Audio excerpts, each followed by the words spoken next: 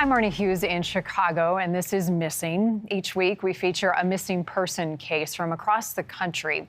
Men and women, young and old, from all different races and backgrounds. Every missing person matters, and each case deserves our attention. It is important to us, and it is important to the friends and the families of the missing people that we meet. Our missing case this week is one that is mind-boggling for detectives who have all sorts of evidence and information about a missing mother's last day in the Dallas area. But what they don't have is Prisma Reyes. By her family's account, the 26-year-old was having her worst day ever. There was a workplace dispute, there was an extended lunch, an hour of drinking, and a violent altercation on the roads. Reyes was seen distraught and sobbing at an ex-boyfriend's apartment complex, and then the trail goes cold, and she hasn't been seen again. She left clues. Baffling to me. A video trail. There's no way somebody did not see her. She even left a little boy. She was happy to be a mom, and she was excited. It was Prisma Reyes' only child, Dominic, who set a frantic search in motion. April 17th, 2019, the 6-year-old's babysitter alerting police in Mesquite, Texas. Prisma was late picking up her son. This was a little out of the ordinary for Prisma. Sergeant Dustin Barrett and his team on the case quickly, as that babysitter's call came just 2 hours after Prisma was overdue. We were talking about the case. We were then notified that Dallas Police Department had located Prisma's Jeep. I believe in my heart she's still with us. I got to have that faith. Dan Fuchs is Prisma's stepfather and the only father she ever knew. He's candid about the day his daughter disappeared. It began with an argument at this used car lot in Dallas, where Prisma was a new employee. The altercation that morning was apparently, as one lady felt, that the parking spot closest to the building was hers. Lunch brought her to E-Bar Tex-Mex restaurant, where she met up with an ex-boyfriend. The pair leaves, but Detective Barrett says Prisma returned alone to drink. Just talking with different patrons of the bar. She has a bit of a disturbance there. I believe they cut her off from drinking. She got a little upset, spilled a drink, and then leaves. Cameras catch Reyes driving her white Jeep, rolling over a curb during a turn. NewsNation obtaining documents from what happens next, a road rage incident. At 5:05 p.m., 3 women call 911 reporting a suspect wearing a red polo in a white Jeep Cherokee pulled out a black handgun, cycled the slide, and pointed it at their car. At that same street, cameras captured Prisma parking, blocking an alley at the ex-boyfriend's apartment complex. She runs in through the car gate and appears unsteady, waiting for the elevator. She seems a little bit intoxicated. She's stumbling around. She has the look of somebody that has had a few drinks and doesn't have all of her mental faculties about her. This is the last shot of Prisma after she moves to a higher floor and is spotted crying. It's real grainy and real fuzzy, but the clothing and everything seems to match what she was wearing, so we believe that's the last video that we have of her. Prisma is never seen leaving the building. All eyes immediately on that ex-boyfriend, one Prisma years ago dropped domestic violence charges against. He wasn't there. We have him on video leaving several minutes before she arrives. We know where he was, where he went. We have him on video at several locations. On her demeanor and everything else and how she wasn't intoxicated. It's more like she was drugged. Prisma did not take her gun on her run into the building. She left it visible in the front seat in her illegally parked Jeep. That car belonging to a man who police say she was quasi-involved with. Detective Barrett confirming there's no evidence to suggest he was involved. It kind of kills me inside because I don't know if he copes with it to where he doesn't ask for his mom and he just keeps it to himself. Dominic's father and Prisma split before the boy's birth. Arturo Garza says he was out of state during the disappearance, and alibi police say is supported by current evidence. Garza just wants to support his son. I don't try to talk about it much because I let him cope it in his way, and I think that's the best thing to do. Let him express his emotions whenever he's ready. Dan Fuchs will never stop working to find the little girl he so proudly raised for himself and a growing boy who deserves answers. For me to know what happened to her, but mostly for him. So that way, I could, if I'm on my deathbed, I could say, well, hey, Dominic, I've done everything I can do. And And one curious piece of this mystery is the surveillance video that shows Prisma going into that apartment complex, but no video of her leaving. The investigator on the case, the detective who you heard from, said that there were not cameras at a number of the exits at that complex 4 years ago when Prisma was last seen. Joining me now, Kaylee Palmer. She's a former private investigator and also a friend of the family to talk more about the case. Thanks for giving us some of your time. You have invested a lot of hours, time, and effort into understanding what's going on here. And I know, Kaylee, that you're working on several possible theories. What is the most likely scenario based on where the evidence has led you so far? Unfortunately, we feel like she was met with foul play, and it was someone that she knew. There's a number of different people that she had talked to in the days, in the days leading up to her disappearance. And there are some people that we haven't been able to talk to or rule out. And some of those people are pretty important people. So we're trying to rule that out. But at this point, we feel like she met with foul play, whether it was someone that knew her or didn't, but we suspect it was someone who knew her. Let's go through the timeline of events as we just did, starting with the altercation at work. What more do we know about how her day started and set it on the course where it became very conflicting for her, even on camera when she entered that apartment? So the morning started, she actually was headed, from my understanding, she was headed to drop off Dominic to get him to school. Then after she was finished with that, there's been some kind of contradicting information. We're not sure if she dropped him directly off at school or if the babysitter dropped her off at school. I haven't been able to talk to the babysitter. However, Dominic was dropped off at school and she ends up heading into work. She didn't go into work too early. And she ends up receiving a couple calls from the school, which was kind of interesting. She calls them back, and obviously we don't know what that conversation entails. But we also know that sometime around when she got to work, obviously, and kind of around when all this was happening, that there was that altercation over the parking spot. Prisma was new at this job, not really sure like what her relationship was with these people, if maybe it was really about something else, or if it really was just as simple as about the parking spot. Then we know that she was at work for just a couple hours, and she ended up taking a lunch. Things, you can have a bad day, you can have a bad morning. I swear sometimes when one thing happens in the morning, it's just like it sets the tone for the day. It's like nothing else is going to go well.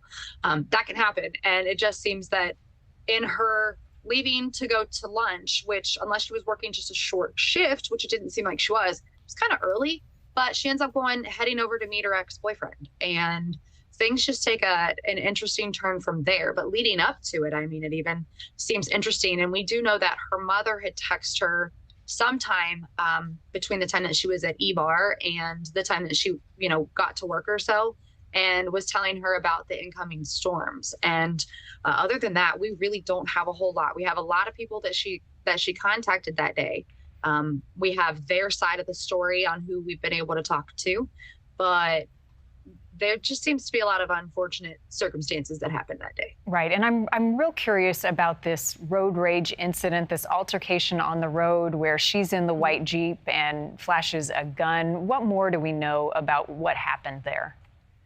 So we know that this happened shortly after she left EBAR. She ends up on Haskell, and that is the road that actually Ryan, her boyfriend or ex-boyfriend, trying to rekindle the relationship, that's where he actually lived. And it was on the same street. It's North Haskell, maybe about a mile or so down the road. She turns the opposite way and does not go towards the ex-boyfriend's house or apartment. She actually goes the other way, kind of towards the highway. And we all kind of assumed, we're told, we don't know what was in her mind. But we know that through reading about the actual 911 calls that came in, there were multiple calls that came in for that road rage incident. We know that she kind of pulled over a little bit. She got out of her car. She pulled out her gun, which we know that she actually just obtained not very long ago. As it was stated in your segment or the article, that she had actually gotten in contact with multiple people saying that she thought that somebody was following her and she was in fear of her life. Her being a part of the National Guard, she even talked to her stepdad, Dan, and she was like, hey, I'm purchasing this weapon or just purchased this. And I would really like to do my due diligence and let's do some shooting, because that's just her. So it's strange in general for her to get out of her car. That's just not her demeanor that I know of. Obviously, I know her family, but I didn't know her personally. And I met her family and friends and even former coworkers and her child's father through this case. So I know everything, all sides and perspectives that they have given me. And this just wasn't her, especially to get out of her car and then to pull out her gun and then cycle it. Like something was wrong at that point. Like either it was something that was going on in her head that she was distraught about. Maybe she was under the influence of something other than alcohol. I know that it has been said by the lead detective on the case that there was nothing that they could see. They have CCTV footage from the whole time she was at E-Bar and when she was served. They do not see them put anything in, in her drink. We don't want to accuse anybody of doing anything. She was clearly not in the right state of mind. So there's one person from the car that she allegedly pulled this weapon on, and there were 3 ladies in that car. They were younger. One of those parties called 911. And there were also other people at the incident or on scene that called 911 as well. Truly, for the first couple years before we got these incident reports, we didn't even know or believe it was Prisma because it just didn't sound like her. I can confirm it was her. And we even were able to track by the 911 calls where exactly we think that she left and went to. It records, like they're saying, hey, now she's turned right on this street. Now she's turned left on this street. So we're able to kind of backtrack and find out where she went. And so after about 2 years of looking into this, we had thought she immediately got onto the highway after this road rage incident and just kind of left town to go back towards where she was either working or where she lived, because that was Mesquite. And at some point, she ended up turning around abruptly. And I don't think it has anything to do with the road rage incident. I feel like it has something to do with a phone call that she obtained at that point. But that's kind of how it all played out. I mean, this road rage incident happened very quickly. By the time the police showed up, she wasn't even there. She was gone already. So it's interesting. I mean, it wasn't the only person, the people in the car weren't the only ones that called. So it wasn't just someone thinking like, okay, this is a bad situation. It was multiple people. And that's just not her demeanor. And that has set up the whole picture for the situation that whatever it was, she just clearly was not in her right mind at that time. And the reason you and her family believes foul play, and we're showing pictures of her with her son, Dominic. He was 6 at the time. Talk about her relationship with her son, how much she cared for him. I mean, the reason this even got reported in the first place was she didn't show up to pick him up, which was completely out of character. Exactly. Like everything that she did was for her son.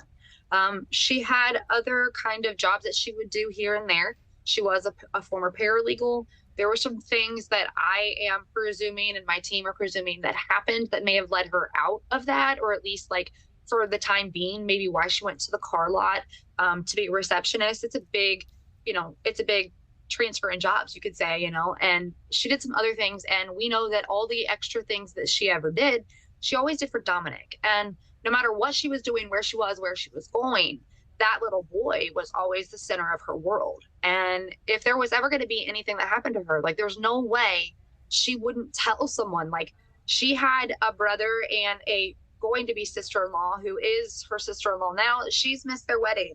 She's missed her sister having twins. There's a lot of stuff that she's missed that her family has fueled. And Dominic being a part of that, it touched my heart just as much as I think it has the world. And so Dominic being the sole focus on this at this point and everything that happened that day, like she would have told one of these family members, hey, something's going on right now. Like I might be gone for a couple of days, but I need you to take care of him. I need you to watch him. Like she would never just leave him, especially at a babysitter's house who she allegedly really didn't even know. I mean, from my understanding, she knew this babysitter because her son was in Dominic's class at school. So it wasn't like they were really good friends, to my understanding. And so, I'm glad that she called police and I'm glad that he was in good hands at that point. But that's what transpired the whole 911 call. That's why her missing persons case has been taken over by Mesquite. It was always in Mesquite, even though she went missing in Dallas because the babysitter lived in Mesquite. And that little boy keeps me going every day. I can't tell you how many times I have literally just walked away from my computer and I said, I can't do this. Like it is I mean, it's mind numbing at all the information. I know we have the information there. It's just having this, you have those 4-piece puzzles that you can put together and you know exactly where they are. However, we're working with like a 1,000,000-piece puzzle. And so we know we have the pieces, and it's like I try to set them aside and something comes up almost immediately that reminds me of, I got a package that came from Mesquite. I said, I'm not doing this anymore. And then I literally got a package that came from Mesquite, and I said, and here I am. So that little boy literally is just about everything to this case. And I know Prisma would never leave him. Yeah, there's so many different complexities to a case like this, but it's the relentless effort from family and friends that keep these cases alive, even years into someone's disappearance. So I know the family appreciates it. In putting that puzzle back together, have there been any leads? I mean, we're 4+ years after her disappearance. Any new clues that police are being led in one direction or another, or you as an investigator looking into what you have? I've actually had some people put themselves in the spotlight on my side of things. I have talked to Detective Barrett. I have given him access to some files that I have. We are trying to currently have him look at some of the vehicles on the CCTV footage, because they have, all the CCTV footage from the parking garage right there. And so we're having him look at some of those things on specific people and specific instances that have been brought to our attention and that we have become aware of through research. We have vehicles that actually match. So when it was talked about that she was last seen crying in the parking garage, we have a detailed vehicle description. It was a 4-door sedan. The trunk was up and it was like a silverish or white color. We think it was more silverish gray. By what we were given. And there are multiple people in her life that she was close with at the time or recently who have a car similar to that. We're looking at this time, we are simply trying to weed out everything that we can, because we need to be left with that one piece, and that one piece that only makes sense. So right now we're weeding through all of these things. However, I've had people message the page on Facebook. I've had people, I had a number, I ended up disconnecting it because I had people calling me at 1 and 2 in the morning, almost like not harassing, but almost in a way, basically holding information over my head that they say that they have. They know who drove that car, but they're not willing to give me anything else. I've given that information to the detective, and as of what I understand, nothing has come of that, but I'm not sure. And some of these people have actually lied about their story in the beginning, and now they're changing it now. And then we find out that they're connected to some other people. So at this point, I am, me and my team are actually working on a few different leads with a few different people that were in her life at that point. So we still have some things to work on. I was actually just in contact with Detective Barrett, I think it was a week or 2 ago. And I, again, have given him access to my files. I had said, hey, here's what I got. And let's, after all this time, we've got to find her. And I had sent those to him before there was a miscommunication on some part where he had not gotten that information, but now he does. And so I'm hoping something comes from that, because I have a very few. If you would have asked me this question a year ago, I would not have been able to tell you I had a single person of interest of mine, in my opinion.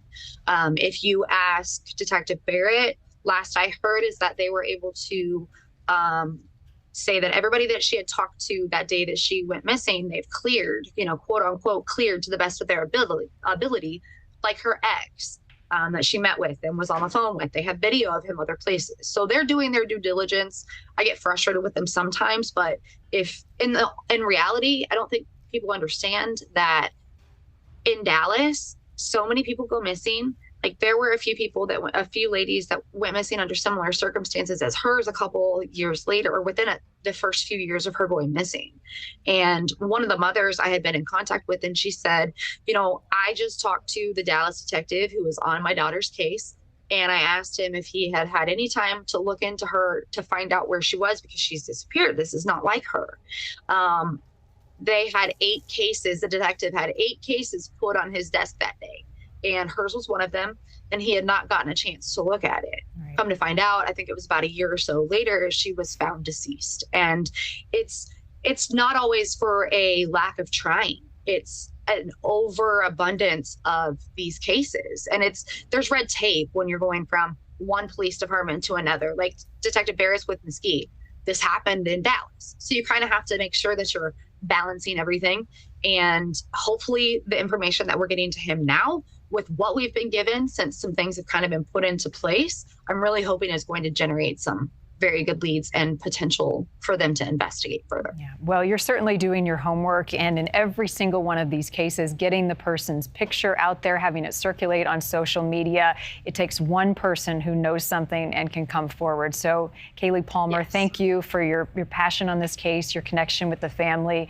We'll stay in touch, and I hope this creates a new lead and another puzzle piece to bringing Prisma Reyes home to her little boy. Thank you for your efforts on this. And for you at home who are watching or listening, you can contact the Mesquite Police Department or Dallas PD if you have any information that can help in Prisma's disappearance. And many of the cases that we cover come from you. So if you have a case you think we should look into, send it to us at newsnationnow.com/missing. Thank you for joining us. I'll be back next week with another missing case.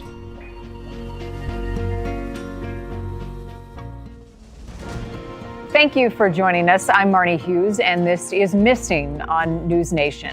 Each week, we cover missing person cases from across the country, no matter their race, religion, background, or circumstances. We believe every single missing person matters, and many of the cases we cover come from you. This week's case takes us to Texas and the search for a mother of 3. In a moment, we're going to take a closer look at the disappearance of Bianca Carrasco.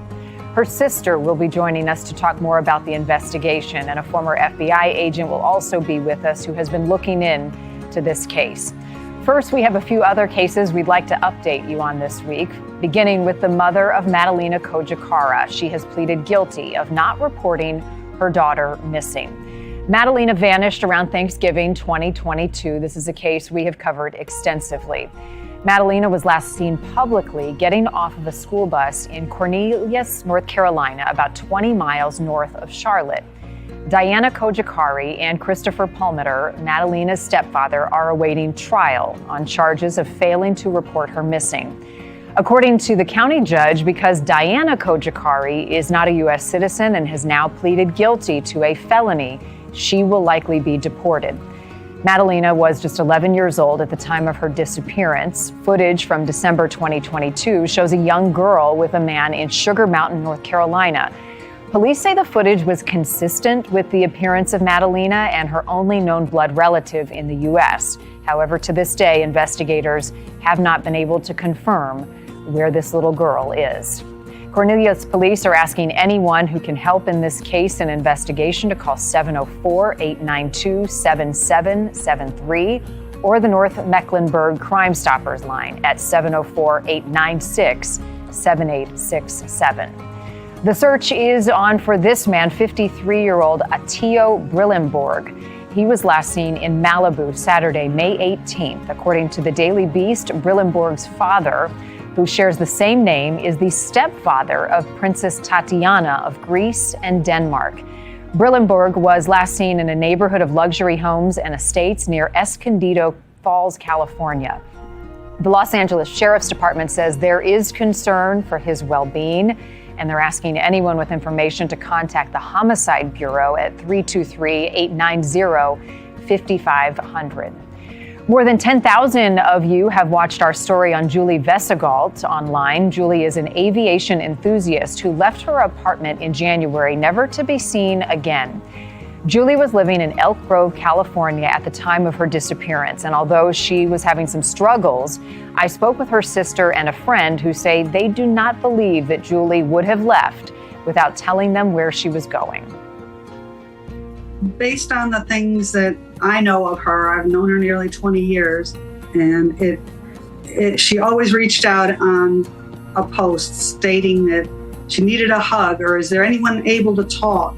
And I had her number and I would call it, and that the circumstances, just everything that's added up just doesn't seem, in my opinion, for her to have been voluntarily driving away. I just don't see that as being, at least my own personal opinion, that that's what's happened.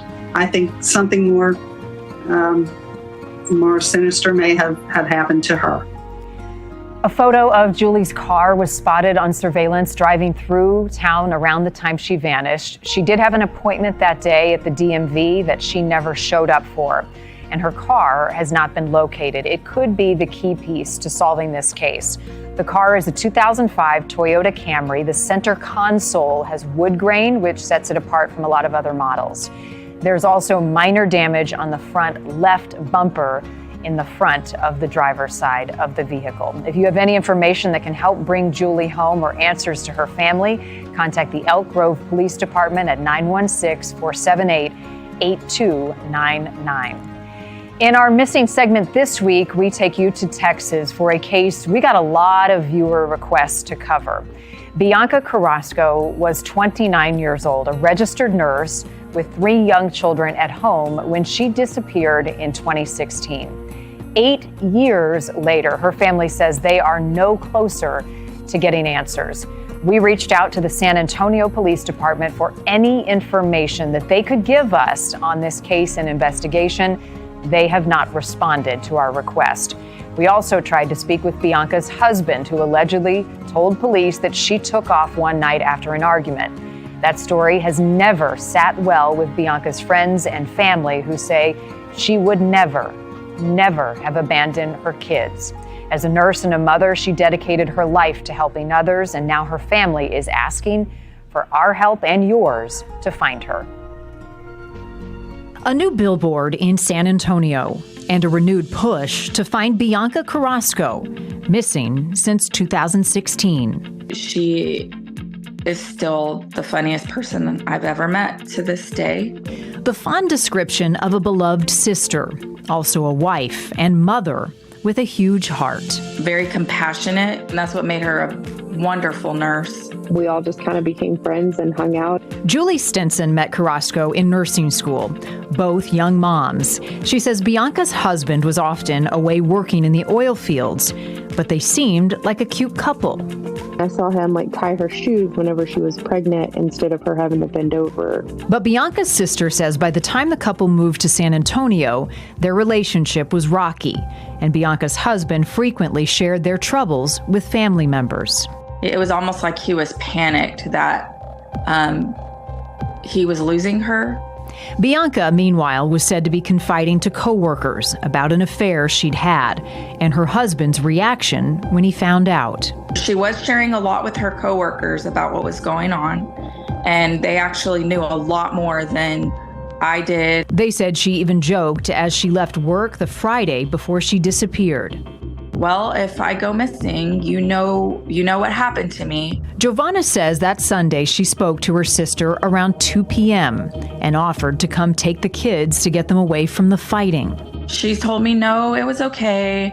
It'll be okay. We're gonna get a divorce. Bianca seemed calm, but the next day, no response to Giovanna's repeated messages. My phone was very quiet, so I hadn't heard from her, and I hadn't heard from him. Around 4 in the afternoon, she reached Bianca's husband. He said, yeah, we got into a big fight last night and she left. She says he told her Bianca had left their San Antonio home on foot, and he passed her a short time later when he left for work, taking their youngest child, but leaving their 9-year-old and 10-year-old home alone. Giovanna says his calm answer was a red flag. For weeks, he had been contacting anybody who would listen. And then all of a sudden, Monday, I get a hold of him and he's calm and has no concern about where she's at. That doesn't add up to me. Bianca's sister filed a missing person report with San Antonio police. It says Bianca's husband told them Bianca had an affair and also gave back her wedding ring, suggesting that's why she left. He says that Bianca took off walking down the street and that he passed her. She's not going to just leave the kids in bed by themselves and take off walking anywhere. Stinson began analyzing Bianca and her husband's phone records from that night, noting her last activity at 8:08 when she arrived home. She sent out a text message. Then there's no activity on either phone until 10:22 when he makes his first phone call, and her phone is turned off at 10:22 as well and never turned back on. To this day, her disappearance remains unsolved.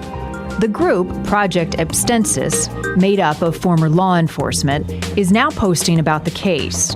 And they've sent messages to Bianca's husband on TikTok. We would love to give you a polygraph test. We would love to clear you.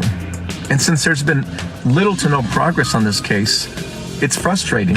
Bianca's family and friends are hoping the renewed focus on the case will bring answers, especially for her children. She didn't just take off and never think about them again and leave them. She didn't. And I want them to know that more than anything. And again, we have reached out to San Antonio police. We have a lot of questions about this case, but we have not yet heard back about the investigation. It's been 8 years. Joining me now is Giovanna Burney, Bianca's sister. Thank you so much for being here. 8 years is a long time without your sister. How are you holding up? It's hard to watch. It's frustrating. I know you thought you'd be a lot further along in this case and that you'd have her home by now. Tell me what's going on with police. We're not getting a response from them. Are they communicating with you all? They're not. I don't hear much. I feel like I get blown off a lot as a sister. It's just been frustrating. Do you feel like you know anything more now, Giovanna, than you did 8 years ago when you filed the missing persons report? Have any of the pieces of the puzzle fallen into place? I feel like there's a lot of details that were there in the very beginning that I didn't share out. I didn't share with the media. I tried to protect the case for the police. So slowly but surely now I'm starting to come out with details, but I could sit here for hours and give details of what transpired before she went missing and after that. There just needs to be some questions answered. Yeah. Well, what can you and what are you comfortable sharing about those details now, 8 years later? What do you want people who are watching this case to know? For sure, off the bat, because there's been speculation that she walked away. This affair stuff comes up. The whole uncle thing comes up, and it's just, it takes off focus that she has not been heard from, seen, no activity on her renewal of her nursing degree, her bank accounts, nothing. There's been nothing. Her husband moved 2 weeks after she went missing. That's a huge red flag. And he leased out their home, so he wasn't there for months. So that tells me, well, you knew she wasn't coming back, and how did you know that if you don't know where she is? He currently has another girlfriend. That girlfriend is another family member. I know that her children believe that they've been told that they believe that she walked away, and I'm just here to fight to say, no, she didn't. She did not just walk away. What is your relationship, if any, with your sister's husband? Nothing. No communication. Nothing. How about with the kids? Have you seen them since she vanished all those years ago? No, I have not. Sadly, he keeps them from most family members. Take me back to the day that you last spoke to her, the text messages and the exchanges that you had. What was the last thing that your sister shared with you as you look back? So the last time I spoke to my sister was on the phone. It wasn't text messaging. We actually had a conversation. Coming from the days before that, everything was really chaos. He was traveling around Texas. I don't know why, but she was trying to figure out things. And that Sunday, she seemed pretty calm. I was so worried about her, the kids, just because of all the chaos that was going on and the fighting. And I didn't know what to expect as far as what was, I just didn't know what was going to happen to her. Not even, I never crossed my mind that something bad would happen, but where was she going to live? What was going to happen to the kids? But that day she just seemed calm. I offered to come get her where she could live with me, or if I needed to get the kids, anything to try to help. And she just reassured me that everything was okay. And that she was going to meet with a divorce attorney on the following Friday. I got to tell her I love her, and that was it. It's a tough question to ask, and I know how tough it is to answer, but Giovanna, knowing what you know, do you believe that your sister is still alive? What does your heart feel? No. I felt that the week of. I know she's not here. I know that may come across as that I've lost hope, but it's not that. It's just, there's just something in my gut, in everything that I know, all the details that I know, that she's gone. Tell me about your sister, what you miss most about her. Really, I say this a lot, but really her humor, especially with difficult things. And obviously this is extremely difficult, but she would have been making me laugh somehow. She just did that to everyone, and she just loved so hard. If you knew her and she was you were in her circle, she just loved really hard and would do anything for anyone. She would give them the shirt off her back. She tried really hard to overcome a lot of childhood trauma, just a lot of things going against her. And I really hope and pray that eventually the kids get to learn that about her. I know your heart is broken. I know you missed your sister dearly. Thank you for giving us some of your time, sharing your story with our audience. And I pray that you get the answers and the justice and the closure you and your family so deserve. Thank you. Thank you, Giovanna Burney. Joining me now is Abel Pena. He is with Project Absentis organization, a former FBI special agent. You are looking into this case as well. It breaks my heart to hear a family member feeling as though they have lost hope and they don't have answers. They've hit a dead end. Where do you all come in on a case like this? So Giovanna reached out to us. I think she told us about her frustrations with what was happening, or maybe a lack of what was happening.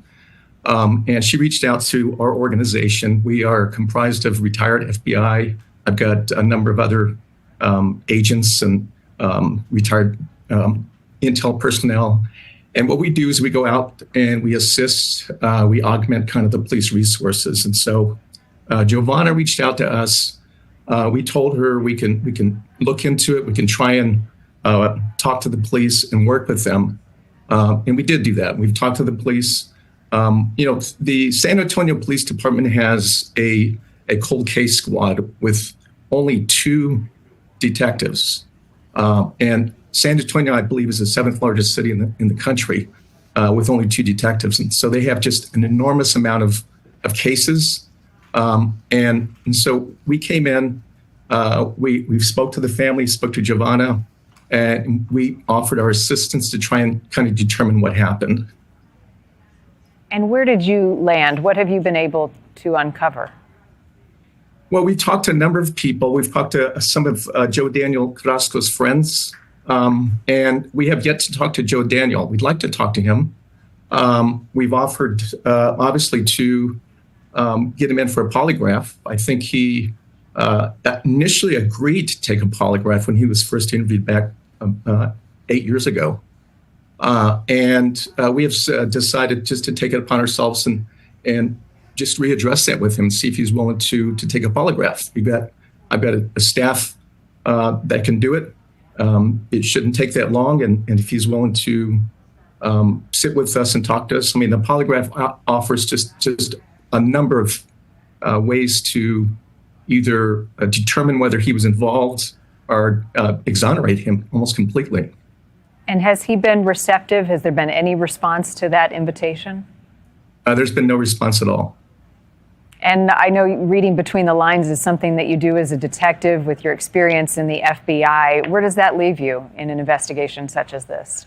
Well, we're still digging. We're still going to talk to more people. And we hope to, get at least convince Joe Daniel that here's an opportunity to be polygraphed. We can assess your credibility.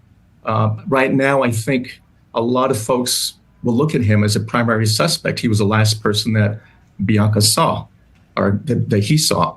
And so obviously he's a person of interest. And I think the police have indicated that they would like to talk to, or at least they would have wanted to have polygraphed him. But again, he lawyered up and decided that that was probably not in his best interest at that time. 8 years have passed and his kids are getting older, and it would be maybe an opportunity for him to come forward and take that polygraph. And it doesn't mean he's innocent or guilty, but it's just a tool to assess his credibility. And those kids deserve to know more about their mom, and I'm sure they have a lot of questions. Abel, as part of a law enforcement, a former member of the FBI, I understand the limitations that law enforcement have in responding to a request like ours for more information about an investigation.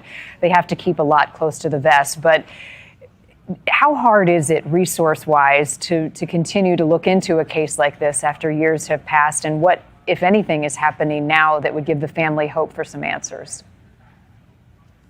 These are very difficult cases. It's been 8 years, and these are just extremely difficult. I think I can reassure the family that I've had conversations with the detective on the case, and they're making efforts to do everything they can. And again, I mentioned earlier about the downsizing, maybe the defunding efforts, and that the staffing of having only 2 investigators working cold cases.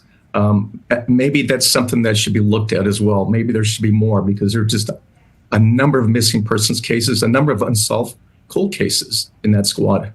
And with only 2 detectives, it's very difficult. But we continue to talk to people. We're going to continue to make videos to try to maybe convince Joe Daniel to come forward and clear his name. Yeah. In addition to that, working with law enforcement, I mentioned a moment ago there are billboards in that community still. Finally, what role does the public play in person and on social media, where we are now, in watching a case like this, taking in all the information, and if they have something to share, how do they move forward? What would be your message? My message would be to, the public plays just an enormous role. There's witnesses out there. There may be another witness that could potentially break the case, and that person needs to come forward. They need to contact the San Antonio police. They can contact us, or they can reach out to us on our website if they feel uncomfortable calling the police. But primarily, they should reach out to the police, contact them, and they would obviously play, the public just plays an enormous role in missing persons cases and cold cases in general. We are all partnering together to bring closure and answers to the family. Again, the website, projectabsentis.org. That's correct. All right. Abel Pena, thank you. Giovanna Burney, appreciate both of your time on this. We'll stay in touch with both of you. Thank you so much. Several other cases that we'd like to highlight for you that we're keeping on our radar. One is Lori Page. She is 12 years old. The FBI in Jacksonville, Florida, along with the Tallahassee Police Department, need your help in trying to locate this young girl. Lori has been missing since June 3rd of 2023. According to the police, she has ties, or she may visit, Florida, Georgia, and Tennessee. The FBI is offering up to a $15,000 reward for any information that leads to her safe recovery. You can contact the FBI field office at 904-248-7000 or the Tallahassee Police Department if you have seen Lori. Patrice Smith has been missing since 2012. She was last seen leaving her sister's home in Little Rock, Arkansas on the night of March 24th, 2012. According to the Charlie Project that investigates missing cold cases nationwide, Patrice was last seen with her boyfriend, Michael Curtis Robinson. The couple had been dating only a few months and had a history of domestic violence. Smith had an order of protection against Robinson at the time. If you have information on this case, you can contact the Little Rock Police Department. There is still no sign of Caleb Harris. He's a Texas college student who vanished near the campus of Texas A&M in Corpus Christi March 4th. He sent a Snapchat video to his sister from early that morning as he was walking his puppy through the parking lot of the apartment complex where he lived. His roommates reported him missing the next day. His cell phone is still missing. His wallet and keys, both were left behind at his apartment. And make sure to join us next week for another missing case. We have some new information into the disappearance of Tanya Whipp. Our station in Tampa reports that a higher bond has now been requested for Russell Carroll, Tanya's boyfriend at the time of her disappearance. He is accused of impersonating her and stealing from her bank account. State prosecutors allege that Carroll accessed Tanya's checking account numerous times since June 29th, 2023, the day she was reported missing by her sister. This was Carroll nearly a year ago. I don't know why she's doing this. I don't know where she went, where she go, or what. It's just out of the character, out of the blue for her. She's done stuff like this for the past, but not this long. So again, some new developments in this case that we are gathering right now. Tune in next Thursday as we take a closer look at Tanya's disappearance and what more we're learning about her case. If you have a missing person case you think that we should look into, make sure to send it to us at newsnationnow.com/missing. Our entire team reviews every single submission each week, and many of the cases we cover come from you. So thank you for partnering with us. And thank you as always for joining us. I'm Marnie Hughes. I will see you back here next week for another missing case.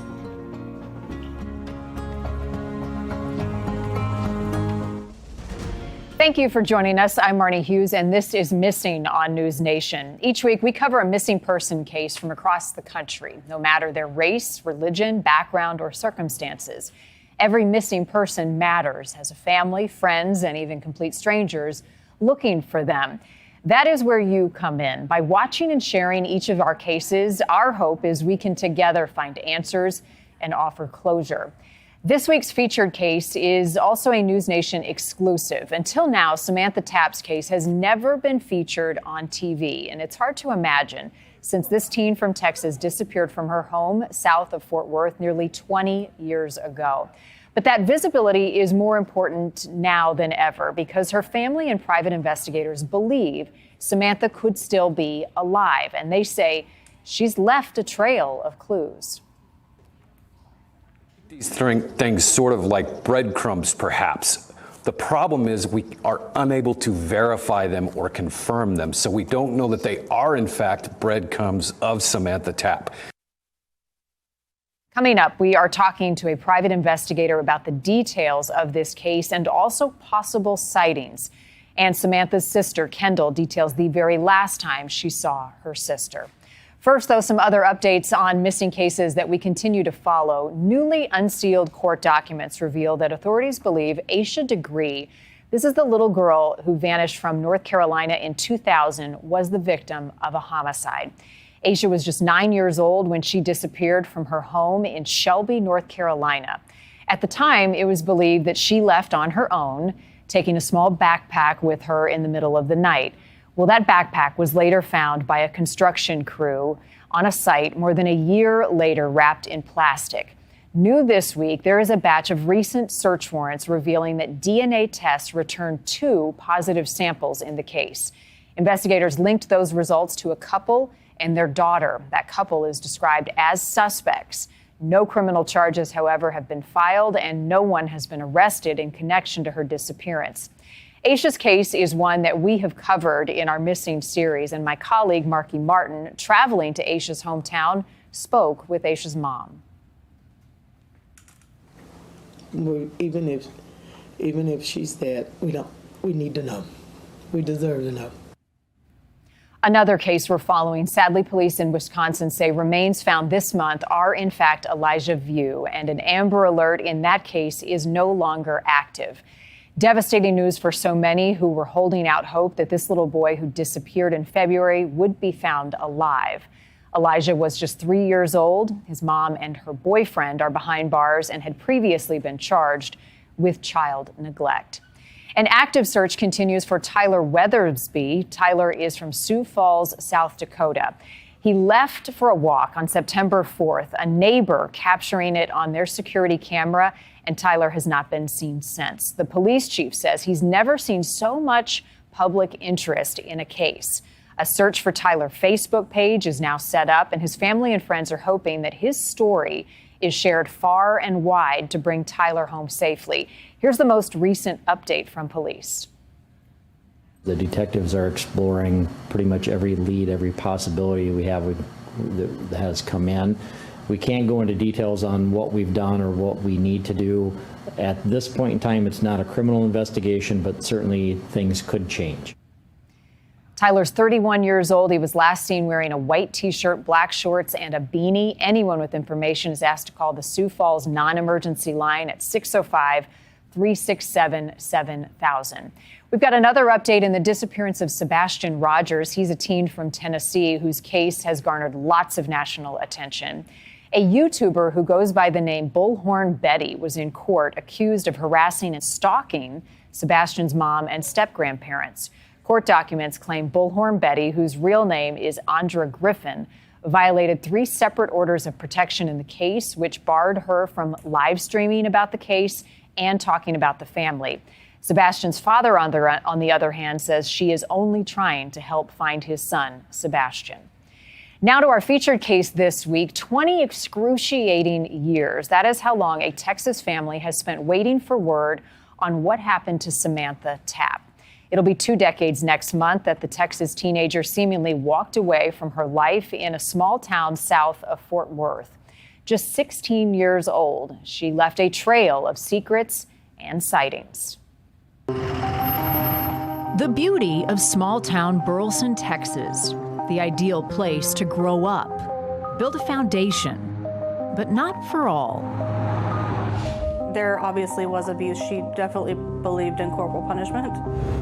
Kendall Watt says life for herself and her sisters in their adoptive mother's home here in the suburbs of Fort Worth was rough. It did tend to spiral out of control, where she used to just use the paddle. She then would just lash out and smack us with whatever she had. Phone cord, hanger, shoe. Unmoored, the sisters were split up to live amongst relatives. It took an especially hard toll on 16-year-old Samantha Tapp. Hanging out with boys all the time. I know that she stole the car. Sam was eventually brought here to live with Kendall and their grandparents. The teenager began working hard to keep good grades at Burleson High School. She was on medication for bipolar disorder, but when she came to live with us, she wasn't on it anymore. She seemed like she was thriving for a while. With things improving, Kendall moved across town, in with her boyfriend and his family. It's where she was surprised by a knock on the door. She wanted to stay there. She said that she had gotten in an argument with my grandfather, and she just didn't want to stay there anymore. And I told her that she was gonna have to go back, at least for now, until I could figure out a way for her to legally stay with me. What Kendall couldn't possibly know, she'd never see her little sister again. I figured she was just going to cool her head and she would come back, but she didn't. And I wish that I could have ran after her right away and just told her to stay, because she shouldn't feel like she has to run away from me. It's the classic mystery. Where did she go? Private investigator Jason Watts says Sam hardly vanished without a trace. A few days after she went missing in October of 2004, some of her clothing was taken from her grandparents' home. Cigarette butts left behind.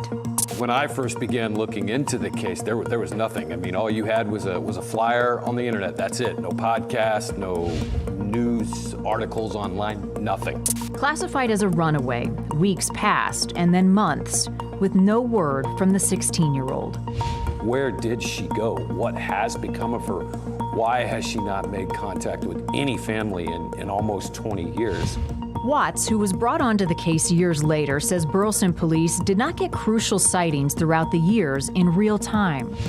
We're told Tarrant County deputies in the area covering Fort Worth ran Samantha Tapp's name through the NCIC. as did the Copperas Cove Police Department in Texas. Another intriguing hit coming in June of 2014 at the Dallas-Fort Worth Airport, where Customs ran Samantha's name and birth date. It was nearly a decade after her disappearance. They are definitely interesting. We have ran these possible sightings down as far as we reasonably could. But unfortunately, just like with the Burleson PD, by the time we got to them, any record as to why these hits occurred has been lost. In 2007, an uncle reported that Sam called, asking if she could come live with him in San Antonio.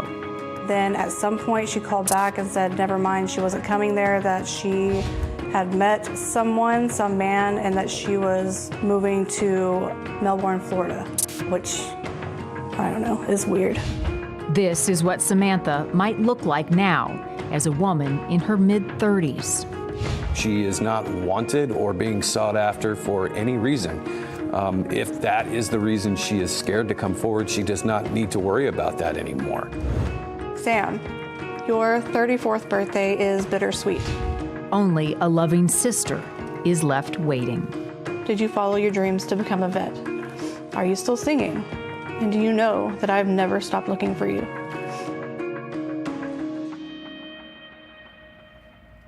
Our outreach efforts to the Burleson Police Department were not returned. There is another intriguing footnote to this case. In 2007, that relative reported that Samantha called and asked to stay with them. By 2015, when the story was being relayed to authorities again, it had changed. And in the new version, Samantha had actually showed up at her uncle's house with an infant in tow. The uncle's wife did not recognize the visitor and reportedly turned her away. Samantha Tapp could also be using the last name of Van Diver. Joining me now is Lou Berry, a private investigator working on this case. Sir, thank you so much for your time. When I heard that this case hadn't really been in the headlines since the beginning, 20 years ago, as you have looked into the details, the evidence, the family stories and accounts, why has that been? Has it gotten so little attention? Well, I think initially it was, she was considered to be a runaway, and, there's many runaways every day across the country, and most of the time they are located a short time later or return home or whatever. So I think initially that's what happened. There wasn't a lot of investigative effort put forth because the assumption was she was just another runaway. As time passed, that may have changed, I think.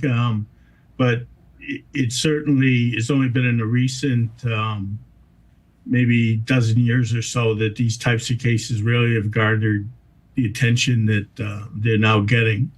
So I think she just kind of got lost in the weeds, so to speak, or her case did. And we're hoping that by sharing it now and the involvement of social media can be that one tip this family needs, or that Samantha sees, to know that she is missed and wanted by those who cared so much about her. I understand you jumped on as a volunteer, essentially working as a private investigator by the Burleson Police Department. Tell me about how you came on board this case and what you have found since you started investigating. Initially, I got involved via Jason Watts, who had asked me to help him out on a case concerning a different friend of his. In I think it was 2020, he contacted me and said, "Hey, I have a friend whose sister's missing, and do you think you could look into it a little bit?" So I talked to Ken Dale and talked to the police department, and became interested in the case and started working on it at that point, 2020, 2021. So you've got this database, the National Crime Information Center, and several pings about possible sightings that could be connected to Sam. Have those breadcrumbs led anywhere, and where does that leave the investigation now? I think it's encouraging in the sense that there is an indication that she perhaps is alive and well somewhere out there. I'm not certain that the sightings are always 100% accurate. Could have been at one point a different Samantha Tapp. There's a number of young ladies by that name across the country that obviously are not the ones that we're looking for. Or it could have been someone who just saw a poster of hers and decided to run to see if she was still missing. Unfortunately, there was no timely notification that she had potentially been located or run. I know in one case there was a mistake made in the spelling of her last name. She also goes by the name of Samantha Van Diver, or did. And when they ran that, it had not been updated into the database. That was the early one, I think, in Coppers Cove, Texas.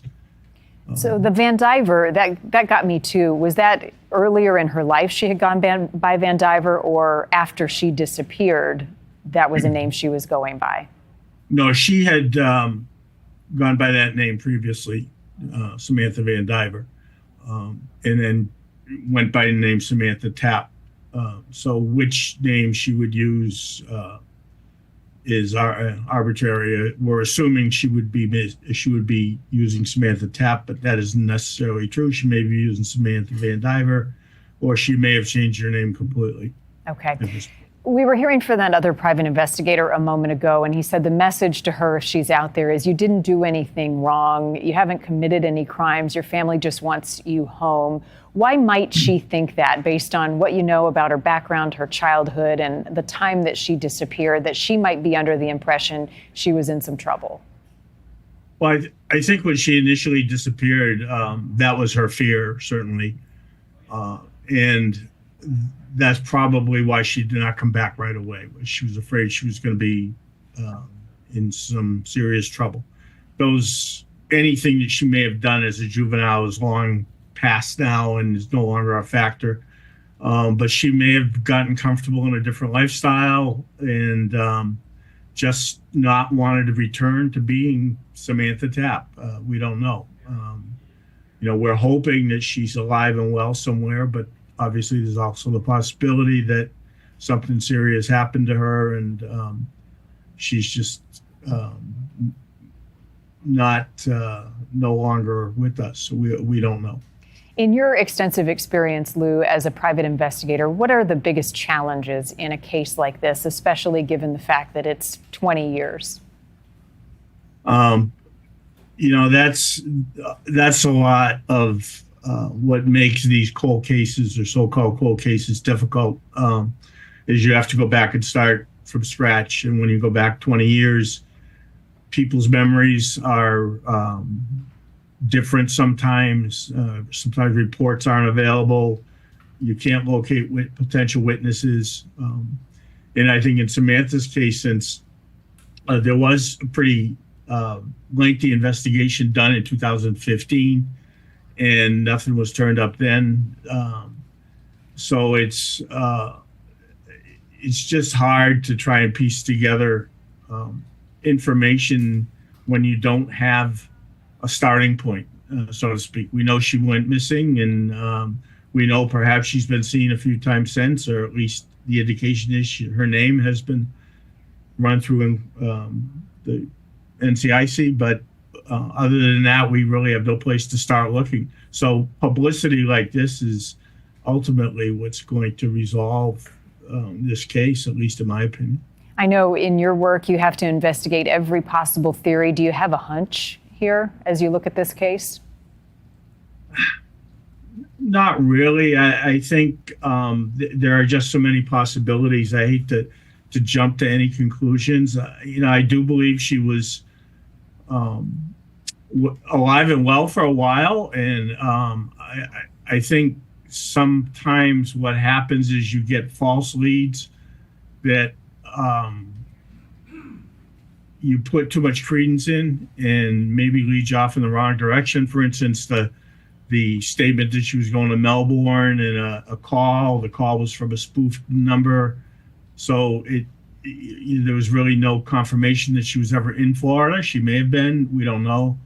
Was she in fact at the airport up in Oregon, or was she up in Fort Worth, Texas? Again, we don't know. So, well, the age progression photo certainly helps for what she may look like now. And I think, Lou, about her family and her sister, Kendall Watt, we have a clip of a soundbite from her sister and just the heartbreak that they live with every day, knowing that Samantha may be out there. Let's play that for folks at home.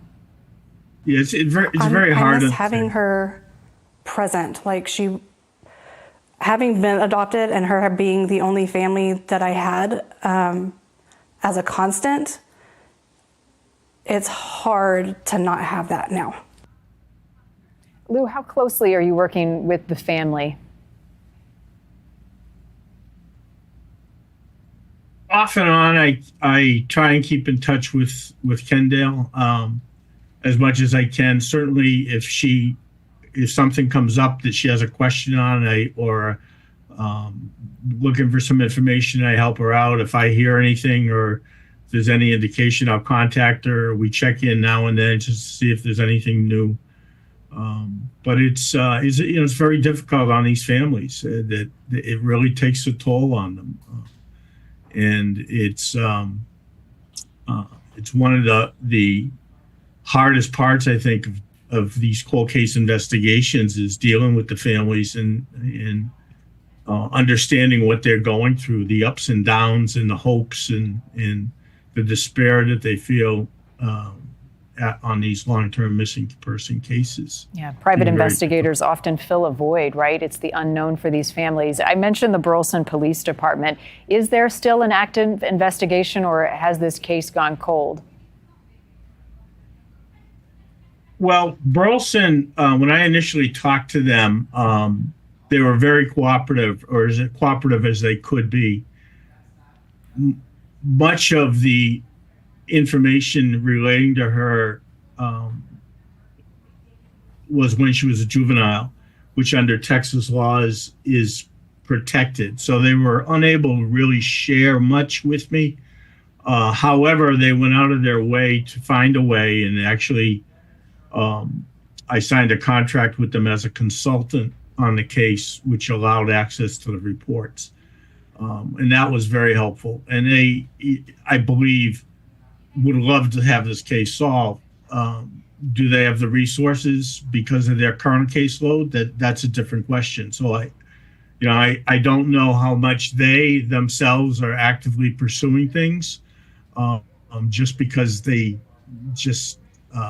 have a lack of resources when it comes to this type of investigation. They're time consuming, and they have new cases coming in every single day. So it's really a difficult task for any department to try and devote the resources to cases that are 10, 15, or 20 years old. Makes it very difficult. Indeed. As you gained access to some of that evidence, the case file, what stood out to you most? And is there one overarching question that you've yet to be able to answer, or one clue that you're still trying to follow? I think I went through everything that they have done, everything the Attorney General's office has done, and they really put a lot of effort into the case.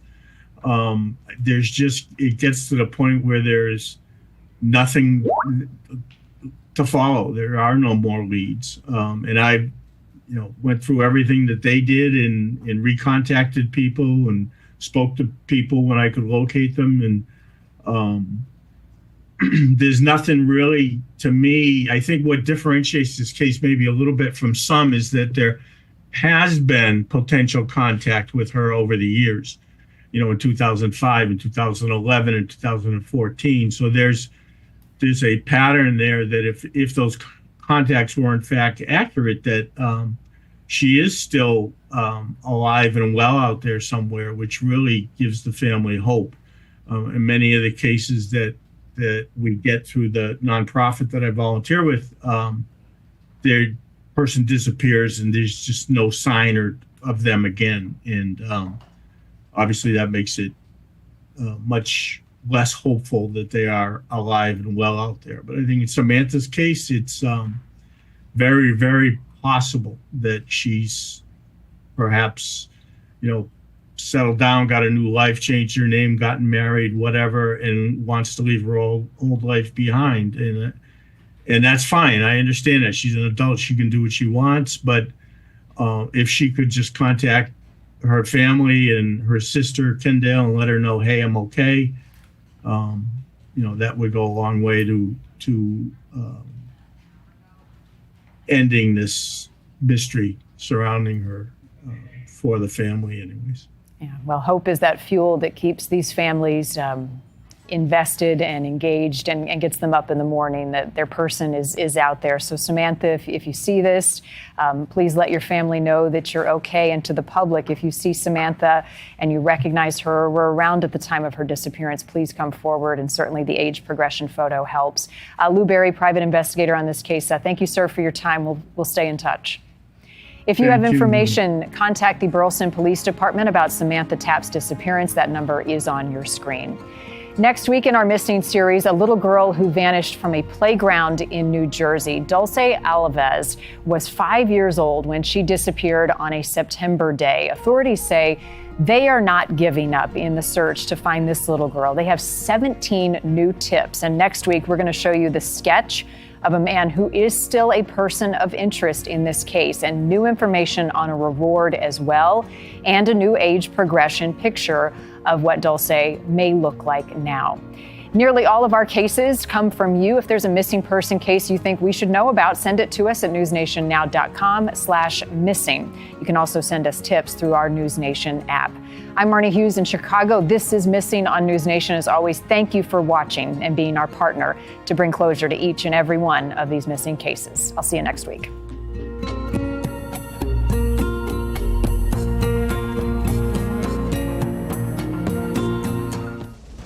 I'm Marnie Hughes, and this is Missing. Thank you for joining us. Each week, we cover a missing person case that isn't getting much attention. Every missing person matters, no matter their race, background, or circumstances.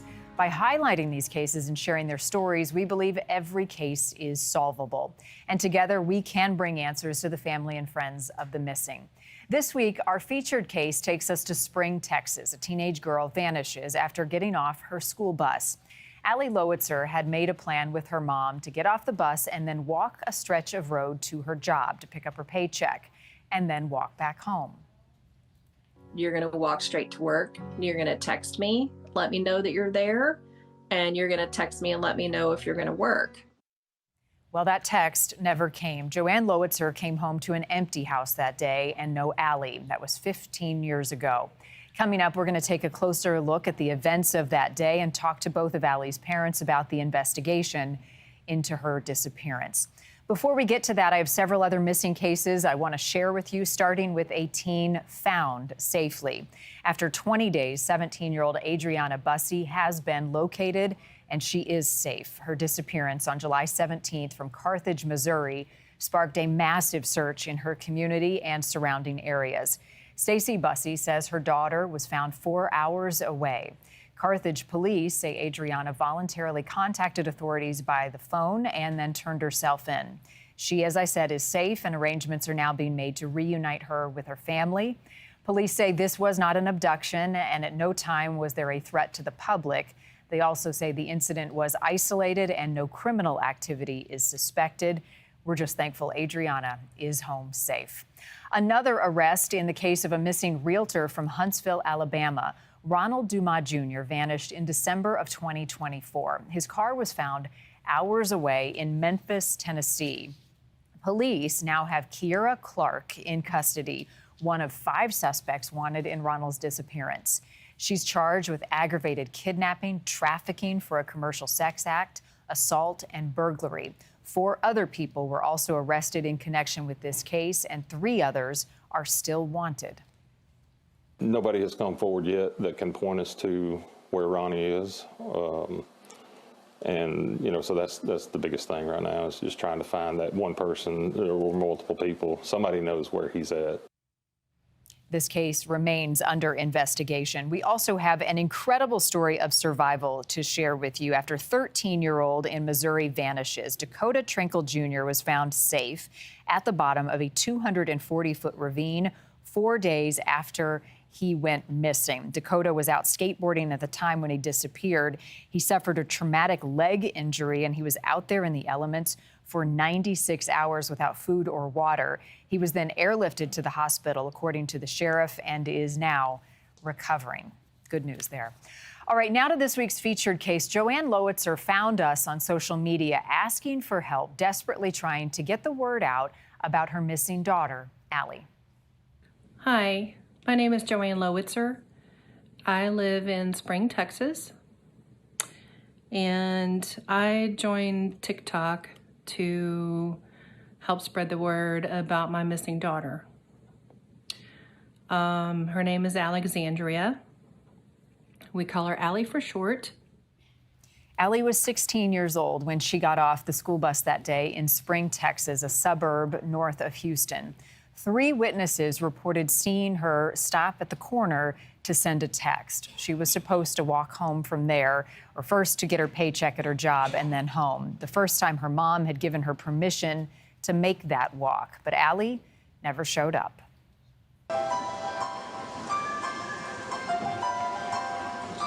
At 16, Allie Lowitzer wasn't afraid to take center stage.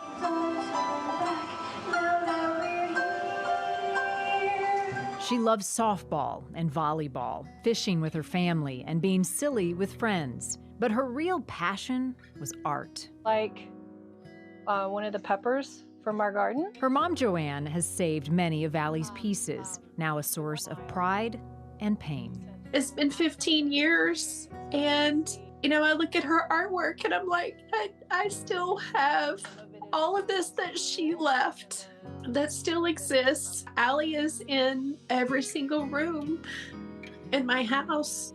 These are the last images of Allie, taken moments before she got off her school bus April 26, 2010, at her normal stop in Spring, Texas. Allie had begged her mom to let her walk the short distance to her job so she could pick up her paycheck and maybe an extra shift. She'd never walked the busy street before, and Joanne had conditions. You're going to walk straight to work. You're going to text me, let me know that you're there, and you're going to text me and let me know if you're going to work.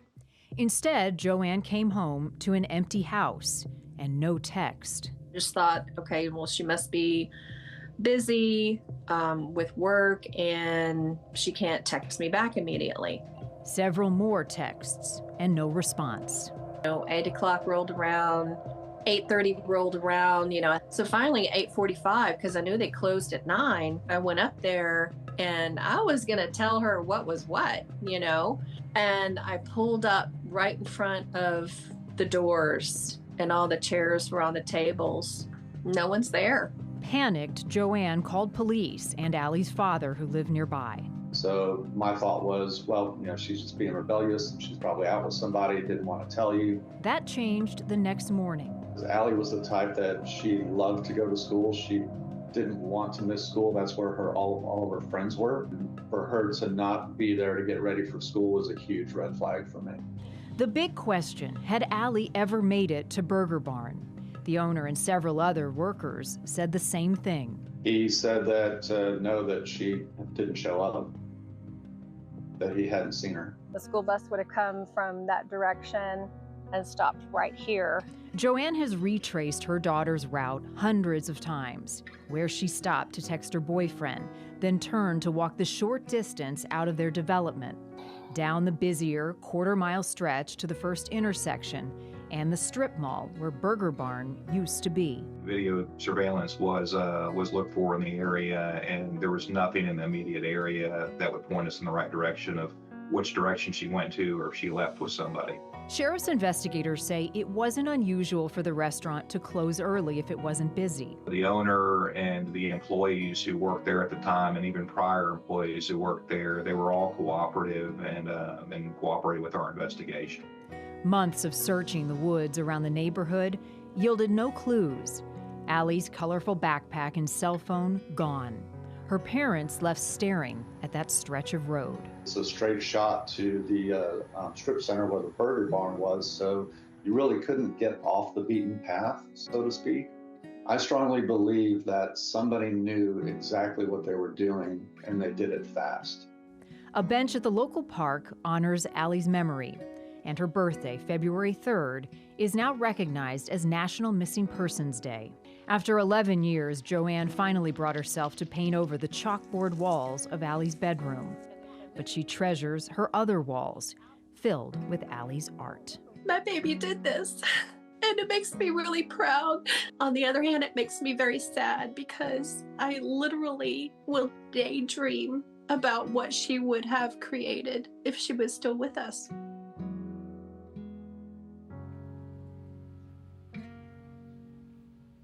Joining us now are Allie's parents, Joanne Lowitzer and John Lowitzer. Thank you both for your time. I really appreciate you talking to us as we try to help in the search for Allie all these years later. I would imagine there's not a day that goes by that you don't think about Allie and wonder what happened. Joanne, let me start with you and some of your fondest memories of your daughter. What do you want people to know about Allie? Allie's a very passionate person. If you were a friend of hers, she would do anything for you. Not just her friends, but her creativity was very important for her. I think it was a good outlet for her. And animals, her pets, she was very compassionate. If she saw a stray dog, she would try to find its owner. She was that type of person, very passionate and caring. And had a big heart. John, how about you? When you think of Allie and your relationship with her, what comes to mind? So I agree with everything that Joanne said. Allie had a big heart. She was friends with just about everybody, even though she kept her friend circle small.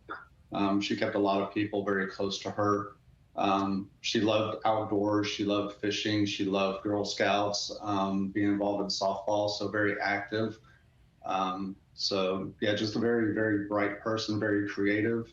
She loved to sing, and she was starting to get into plays at school and things like that, and just seemed to be like a passion of hers.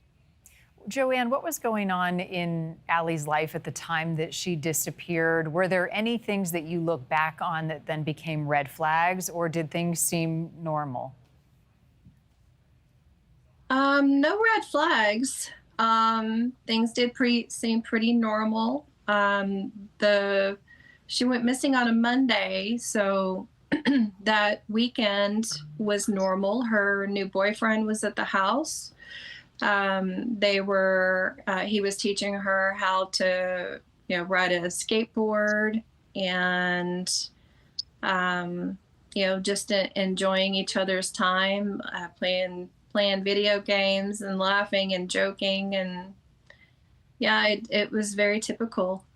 John, as I understand it, in the initial hours, you thought, and you shared that maybe she was at a friend's house. At what point did it turn in your mind that something else may have happened? Yeah, so the initial feeling for that was, she's a rebellious teenager. She's probably with a friend or something like that. Gave it a little bit of time, a little bit of a understanding, a little bit of leeway, and that she would come home. However, by the next morning, when she had not come home, that was when it really sunk in for me that something was definitely wrong, because that was very out of character for her. She was not somebody to be away from the house for a very long time. In so many of the cases we cover regarding teens, the thought of them running away often comes up. Joanne, I know that was initially part of police response. Take us back to that day and your interaction with police and how they approached the case and Allie's disappearance. When the initial deputy showed up at the house that evening, we were explaining to her what we had already done. We had already been out looking for Allie once I discovered that the restaurant was closed. Allie was immediately profiled, her age and her being female. The deputy looked in Allie's room very briefly, saw that there was black paint on the walls, and that Allie would wear eyeliner and black clothes, and very dismissive, I feel. And as she was leaving, she said, call us when Allie comes home. How have you both confronted the challenges of that profiling, of the thought that it's a teenage girl, they leave, they'll come back? Joanne, I'll start with you on that. And has that changed over all these years in how people help search for Allie? It was very upsetting for me about how dismissive they were. I understand that teenagers run away, they take off, and but you know your child better than anybody else. You know, especially a deputy that had never even met our family before. And for us to be told that Allie ran away was very disappointing. And to be honest, she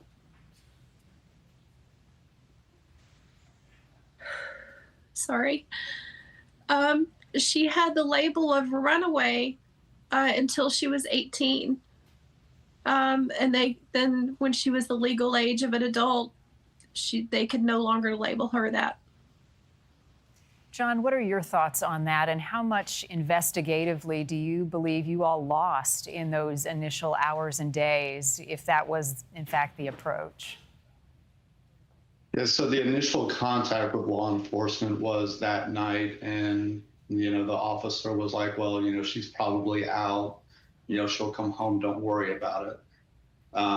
Joanne and I, as Allie's parents, we know Allie better than anybody, and I'm 100% confident that as much as we were trying to be convinced that she was a runaway, we were trying to convince them that she was not. And I think we lost valuable time in those first 24 to 48 hours where we could have been, and I say we collectively, law enforcement and whoever could help, could have actually been out doing some good and doing some research and searching. But I think we lost valuable time in those first 24 to 48 hours. And then the weeks after that were tough as well. Yeah, I think about the case that we covered this week, the girl in Missouri, and social media played a big part in getting the word out that she was missing, and it had so many people talking. 15 years ago, was there coverage of Allie's disappearance? Was there social media outreach at that point? And were people on the ground searching other than you guys? So, John, if you don't mind.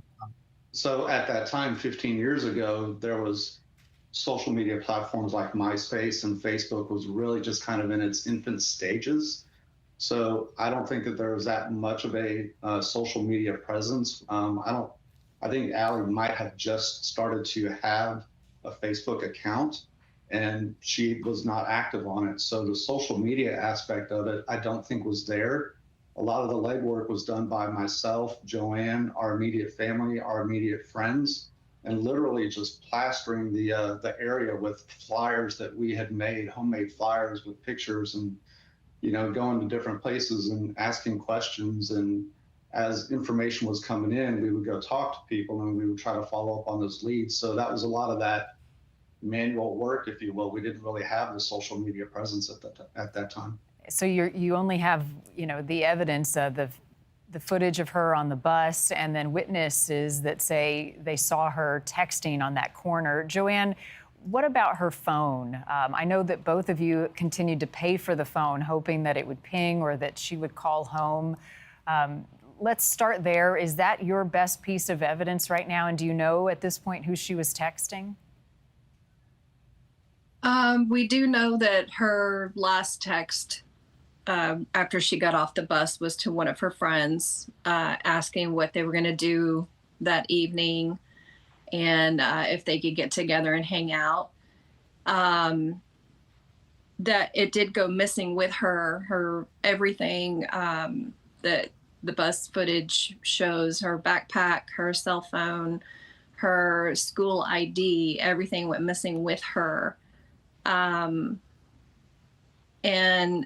the last ping on her phone was right there at the entrance of the neighborhood, right at about the time that she stepped off the bus.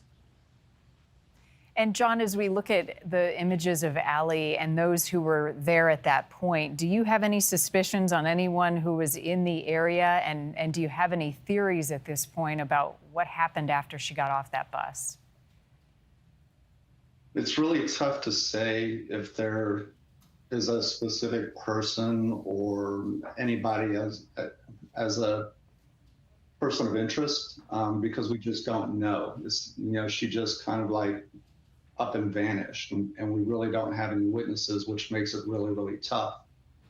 The pictures that you see there with her on the bus with her backpack and her cell phone, it's unfortunate that those are the last photos that I have of my daughter. And I don't want those to be the last ones that I have of her, and I don't have a choice in the matter, but at this time, but yeah. As we mentioned, Allie's birthday, February 3rd, is now honored as National Missing Persons Day. Have you all worked with organizations, and I know I saw that age progression photo, have there been any tips or possible sightings, any leads throughout the years, Joanne, that have led you to believe that Allie's out there somewhere and that we can find her? To be honest, it's been 15 years, and the tips have been all over the place. We worked really close with NCMEC. We haven't had a very good relationship with law enforcement, but recently we have reconnected with them, and they assured us that they do track down every tip that comes in. So with that being said, the tips over the years have been sightings in Alaska. Allie was shopping in a Walmart, but then at the same time, she was, in a Walmart on the East Coast shopping. She supposedly was seen having dinner in a restaurant in a completely different state. And then we've gotten tips that, images of her were found on adult websites, and to be sent those images just to rule those out is pretty horrific. But I look at every single one of them just to see if it could be her or not. So today we still continue to get tips of sightings of Allie, but nothing has led anywhere. Joanne, the reason I know about Allie's case is because of your TikTok account and that you reached out to us. How has that helped fill the void of the unknown for you, and seeing a community out there who is searching and helping, a lot of people who do care?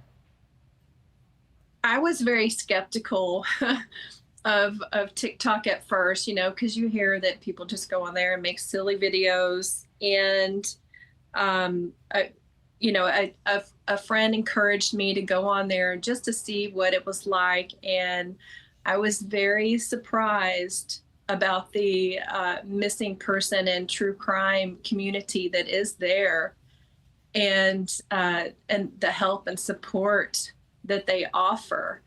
And through TikTok, I've been able to get more information and connect with investigators that have been working the case recently. A powerful tool. John, what would be your advice to other families who, heaven forbid, find themselves with a child who goes missing in those immediate moments, hours, and days, so that they can do their best to bring their loved one home based on what you all have been through? So I would say, first off, take preventative measures so that you don't get into a situation like that. Educate yourself, educate your kids, take advantage of community programs that may be available, online programs that may be available to educate yourself and educate your kids should there be a situation like that. If you do find yourself in a situation like that, I would say make sure that you've done as much of your homework as possible, get in touch with law enforcement as quickly as possible, and really just kind of take everything. The way that we approached it was we did a lot of legwork ourselves, so be prepared to do it. Joanne, if you could say anything to Allie, what would you tell her?